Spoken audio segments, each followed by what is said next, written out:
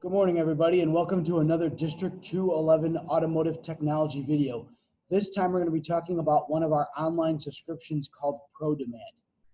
ProDemand is a website that everyone in District 211 has access to.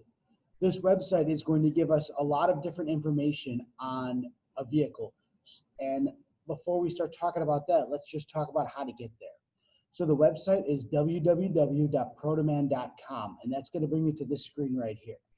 I'm going to click the login button. Every District 211 school has their own unique credentials for coming in. So you're going to meet with your instructor to get your credentials and put them in this box here, and then we're just going to hit the log on button.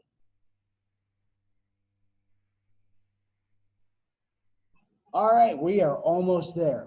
So the first thing that ProDemand wants us to do is tell us what vehicle we are working on. So we can select it by year, make, model here. We can select it by a VIN number or a license plate if you have the vehicle already in the system. Or we can look at search history and see what vehicles we've looked up in the last couple days. So I'm going to scroll back here and go to vehicle selection. I'm going to look up a 2013 Ford F-150 with a 5-liter engine, XLT extra cab, 4-wheel drive. Use this vehicle. So every time you go into ProDemand, you're going to input whatever vehicle you're working on that way, or you can use that 17-digit unique VIN number and input it in that way, whichever is easier for you. Now, this is the main dashboard screen here, and there's a lot of great information. So just starting at the top corner, this toolbar is going to give us the different features. So home is where we would select what vehicle we have. One Search Plus is like our main dashboard. This is where we're going to go to. This is where we're going to do most of our work. And then down here, you have an estimate guide. We'll get to that in a minute, but that would allow us to go ahead and build an estimate as to see what it might cost to replace a part on a vehicle. We could look in previous quotes if we were to save an estimate. Maintenance is going to give us maintenance schedules for a vehicle. The SureTrack community we'll visit in a moment, and same with the service manual. All right, so our main screen, looking from right to left. These are our most common clicked on items that you're going to use. So if I am going to look at a vehicle, I'll start with technical bulletins maybe. So if I wanted to see what service information there was about a common problem on this F-150, I can click on technical bulletins. Common specs is going to give me all the common information. So maybe if I want to check and see how much oil a vehicle takes, I can come down here and I can see the specifications for how much oil a vehicle takes. Or I want to see whatever common specs, it's going to be in this category. And then I'm going to hit the X in the upper right-hand corner when I'm done, and it brings me back to the main screen. I have fluid capacity, so this is only fluid capacities. So I can see this vehicle with a 5-liter engine takes 7.7 quarts of oil, and it recommends Motorcraft Synthetic Blend 5W20. So that would be the minimum spec of oil I would put in this vehicle. And all the other specs are in here also. If I wanted to see how much automatic transmission fluid this vehicle takes, I can look and see that it takes 13 quarts and that it recommends the Motorcraft automatic transmission fluid. And this is the type of transmission fluid, Mercon. And this is a specific type of Mercon fluid also. So once again, I am in the third box over, and that is, fourth box, my apologies, fluid capacities. Tire information and lifting points. This is something you guys are going to use often. When I go into ProDemand, it's super easy to look up. So say, for example, I just pulled this F-150 in the shop, and I don't know how to lift it, right? I can click on this button here, and it's going to show me exactly where to lift the vehicle from.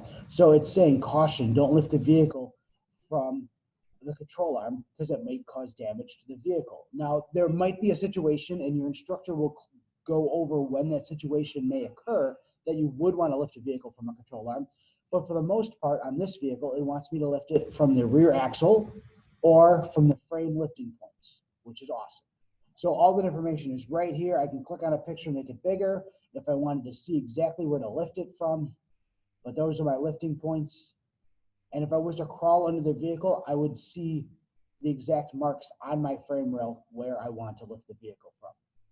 Once again, I'm going to hit this X in the upper right-hand corner and get myself out of that menu, and then this one, and back to our main page.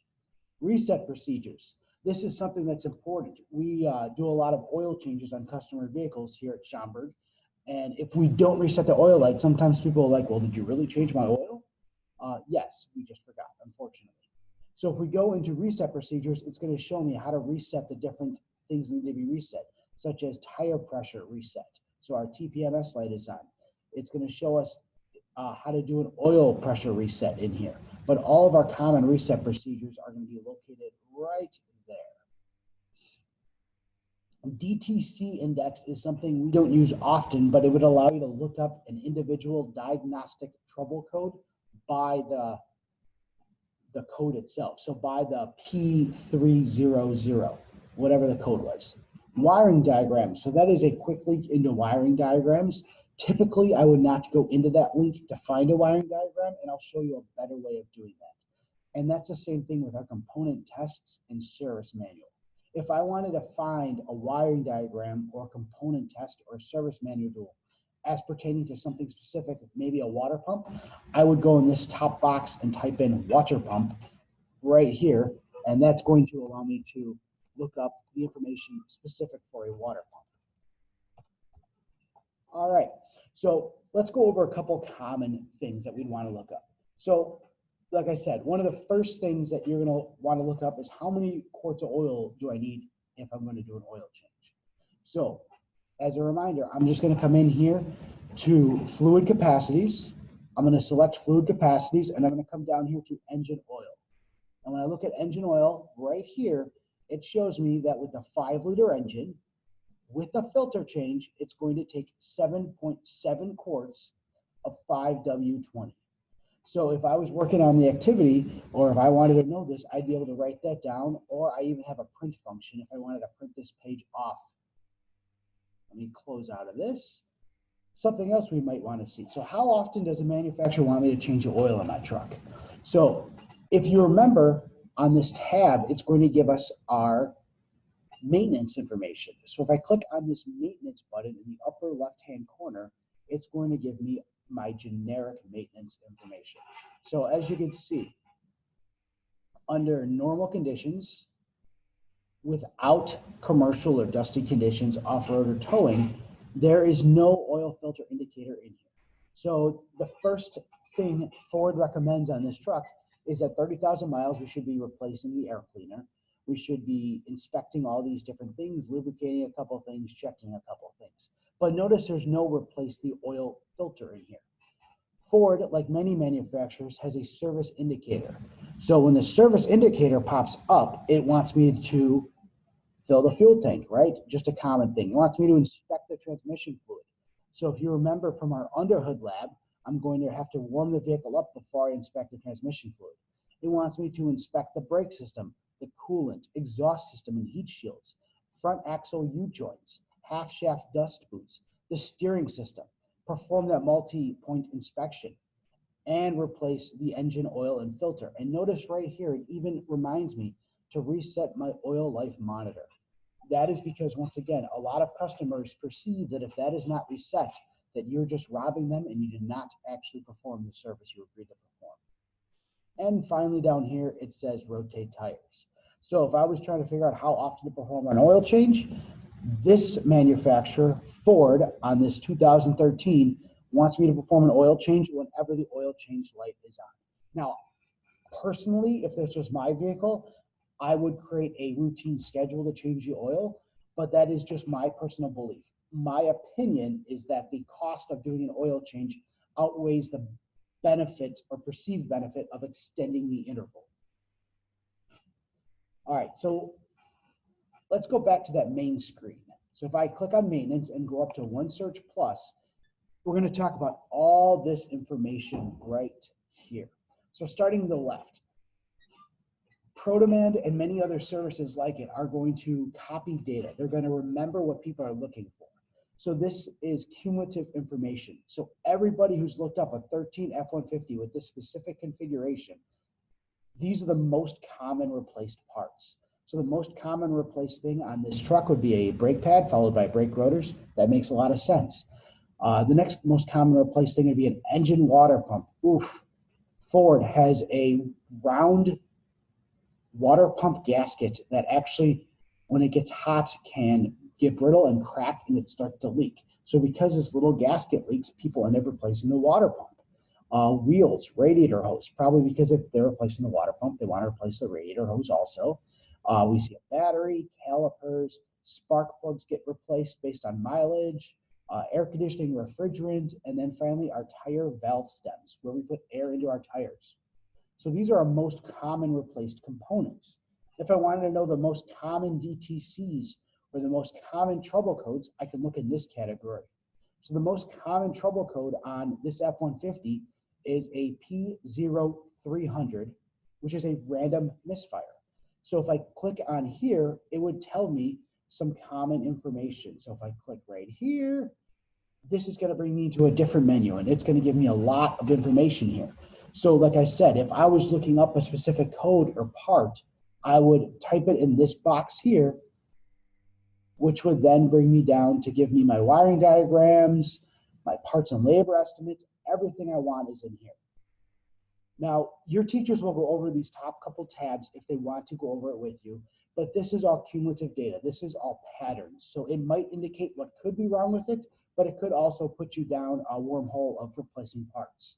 What I like to use is this information here, OEM testing. So if I was to click on this box, it's going to give me the Ford specific manuals as to how to replace or how to test when I have this code. What components should I be doing? What are the procedures I should be doing?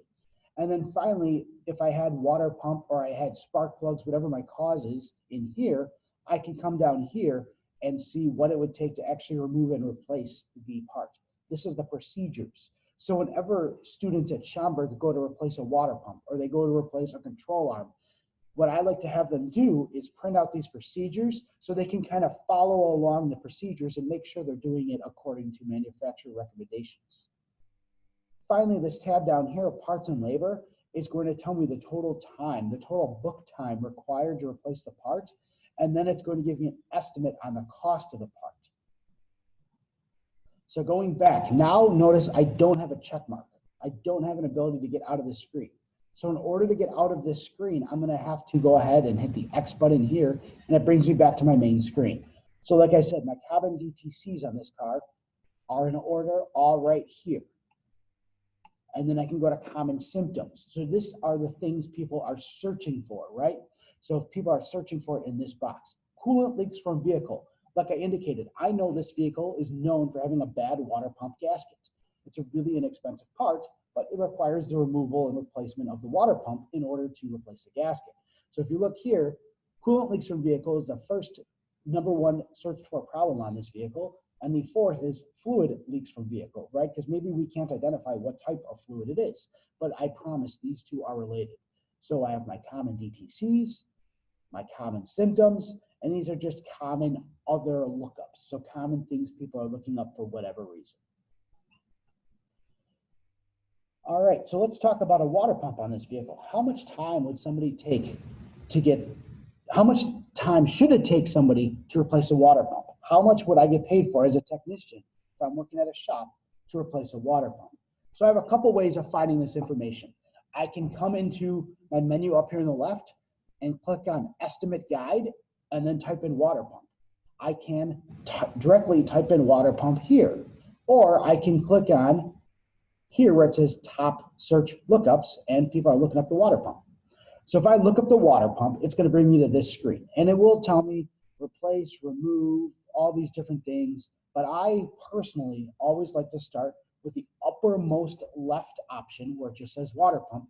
And this brings me back to this common screen. This is a screen I'm comfortable with. I see it all the time. I'm going to come down to the bottom and I'm going to click on remove and replace procedures. So this will tell me the remove and replace procedures. However, I want the parts and labor. So I'm going to click on parts and labor and it's going to bring me into the estimate guide. So it's just a different way of getting there. And it says, with a water pump, to remove and replace it on this engine is going to be a B skill job, which is something your instructor will discuss later. and it pays 1.7 hours, which means it's going to take about an hour and a half, a little bit more to replace it if you were a skilled mechanic. So I'm going to go ahead and hit add, and that's going to automatically add the labor at the defined labor rate into my quote, which is awesome. Next, what I can do is I can go ahead and see what does the part cost, right? Because if it costs $187 for somebody to do it, maybe I can do it myself, right? I have access to ProDemand. I know how to read procedures of how to remove and install parts. So I'm going to try to do this myself. Let me see how much the part costs. So I'm back in my menu on the left, and instead of the labor tab, I'm going to click on the parts tab. The system remembers that I'm looking up the engine water pump. So I'm going to come in here and I'm going to see what I need to replace. So sometimes I still have to scroll around. I'm clicking on water pump, and it says the water pump for this vehicle costs $150.82. Now this is probably an inflated price from what I would pay at O'Reilly's or Advanced Auto, Napa, wherever you get your parts from. But this is a good estimate for how much the part could cost at a dealer or at a repair shop. So I'm going to go ahead and hit add, and that adds that to my cart. So now if you look, I have $187 in labor, $150 in parts, for a total of $337.82. I can click on the part number here, and it's going to show me what this part looks like. So this is my water pump. Here's that gasket I was telling you about that goes bad. So this is what you're replacing for $100 and some odd dollars. I'm going to hit the X mark twice, bring me back to this main menu. So if I was to hit view quote, I can see now that the labor is going to cost me $187, which is 1.7 hours at $110 an hour, which is actually a fairly inexpensive rate for automotive work in the northwest suburbs. And I can see the part is going to cost me $150. Now, this would not be a true estimate because the dealer or the mechanic, wherever I take my vehicle, is also going to charge me for coolant, because I'm going to have to remove and replace coolant and maybe a couple gaskets or a hose clamp or maybe an upper radiator hose. So the estimate is going to go up a little bit, but this gives you a great indicator of around about what it may cost to bring your car in if it did in fact need a water pump. So to get out of this screen, I can either print it and then give this to my customer. Say, for example, my mom wants me to replace her water pump. I want to charge her $110 an hour because I'm not a nice son. I can print this, hand it to her, and tell you, hey, Mom, I'll fix your car, but it's going to cost you $349.13. Or I at least know about what it's going to cost her if she was to go to the dealer, and maybe we're going to work something out, right? But to get out of this screen, I'm going to hit quotes. I'm going to go back to OneSearch Plus, and that's going to bring me back into my main screen. Notice it's not the main screen still because water pump is still in this upper box. So I'm just going to get in the habit of clicking the X mark, and that brings me back to my home screen. All right.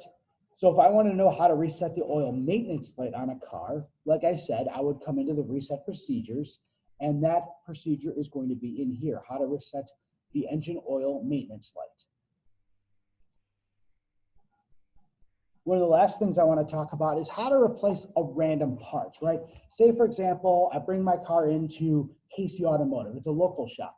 And they tell me, hey, Mr. Sullivan, you need a new outer tie rod end. And I didn't have the time or the ability to replace it. Or maybe I did. I just didn't know how to, right? So I'm going to look this up. So in my search box, I'm going to go ahead and type tie rod end.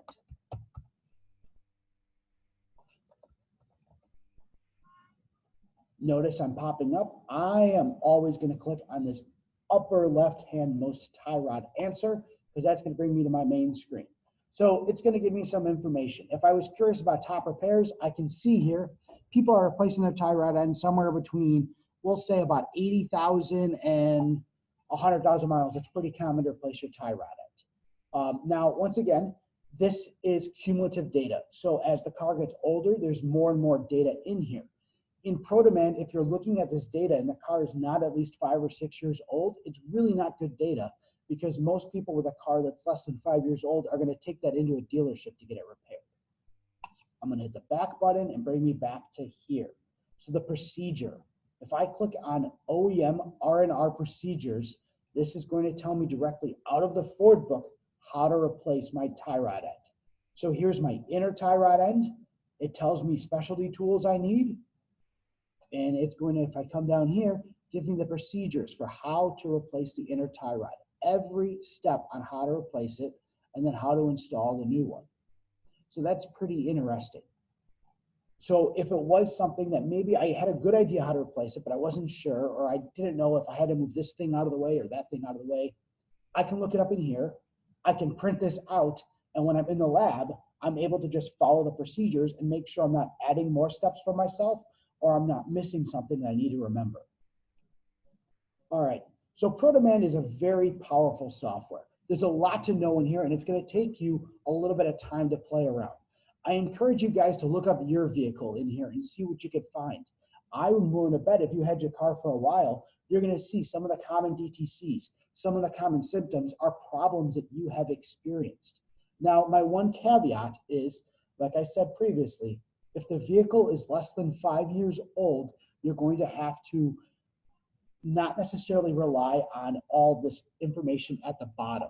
So if I was to look up a brand new vehicle, no, I don't want to save my quote. So I'm going to go into vehicle history. No, I'm not. I lied. I'm going to go into vehicle selection. I'm just going to pick a 2020 BMW. We'll go with 330xi, right? A brand new BMW. Notice there's not a lot of information in here. Well, that's because this software collects more information as you go along. I can still see technical service bulletins. I can still see how to lift the vehicle. I still have access to the BMW wiring diagrams and service manual, but most of the other information is just not here yet, right? But if I was to pick an older vehicle, say for example, we'll go a 2000 Chevrolet Camaro. There we go. That's a cool car with a 350 Z28. It's going to be a coupe. We're going to go with a manual transmission. Use this vehicle. There's a lot of information here. Look at, somebody has replaced the brake pads over 8,000, almost 9,000 times. So as you go through ProDemand and you're looking up cars, if you don't find the information you're looking for, my point is to remember that this information is cumulatively collected as technicians and as students are looking for information. So although the manufacturer information up here in the top bar is going to be there, this newer information is not, this information down here. So as you're doing a lab in here and you're trying to look up information for a hypothetical car, pick a car that's common and pick a car that's at least 5 years old. All right, if you guys have any questions about ProDemand, please ask your instructor. Like I said, all 5 D211 schools have this, and all of us instructors rely on our students being proficient in this, knowing how to use it, knowing how to find the information they need. All right, everybody, see you later.